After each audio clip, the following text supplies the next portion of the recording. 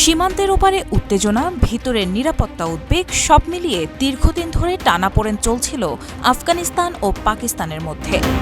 দক্ষিণ এশিয়ার এই দুই প্রতিবেশী দেশ সম্পর্ক, ইতিহাস, সীমান্ত বিরোধ ও নিরাপত্তা রাজনীতির টানাপোড়েনে বারবার উত্তপ্ত হয়েছে। সীমান্তের নিরাপত্তা ভেঙে যেতে শুরু করেছে গত কয়েকদিনে। কূটনৈতিক আলোচনা যখন পরিস্থিতি স্বাভাবিক করার চেষ্টা করেছিল, তখনই আকাশে ভেসে উঠেছে যুদ্ধ বিমানের গর্জন আর সামরিক প্রস্তুতির অশনি সংকেত। শেষ পর্যন্ত উত্তেজনার পারদ আর ধরে রাখা গেল না। আফগানিস্তানের বিরুদ্ধে সর্বাত্মক যুদ্ধ ঘোষণা করেছে পাকিস্তান। পাকিস্তানের রাষ্ট্রীয় গণমাধ্যম পাকিস্তান টিভি জানিয়েছে, দেশটির সশস্ত্র বাহিনী গত কয়েক ঘণ্টায় তালেবানের বেশ কয়েকটি ঘাঁটি ধ্বংস করেছে। তারা জানিয়েছে, এই হামলায় অনেক আফগান তালেবান জঙ্গি নিহত হয়েছে অথবা তাদের পোস্ট ছেড়ে পালিয়ে গেছে। পাকিস্তানের প্রধানমন্ত্রী শাহবাজ শরীফ নিশ্চিত করেছেন যে পাকিস্তানের জনগণ এবং সশস্ত্র বাহিনী দেশের নিরাপত্তা, সার্বভৌমত্ব এবং আঞ্চলিক অখণ্ডতা রক্ষায় সম্পূর্ণ প্রস্তুত।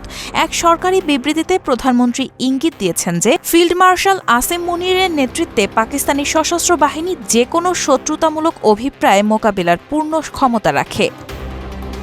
গতকাল আফগান বাহিনী পাকিস্তান সীমান্তে দেশটির সামরিক বাহিনীর অবস্থানে হামলা চালায়। এতে 2 সেনা নিহত হওয়ার খবর জানায় ইসলামাবাদ। এর পরপর কাবুল, কান্দাহারে হামলা চালালো পাকিস্তান। এর আগে গত রোববার আফগানিস্তানের নানগারহার ও পাকতিকা প্রদেশে হামলা চালায় পাকিস্তানি বাহিনী।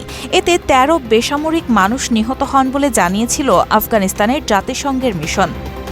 যদিও মৃত্যু নিয়ে পৃথক দাবি করেছে ইসলামাবাদ ও কাবুল।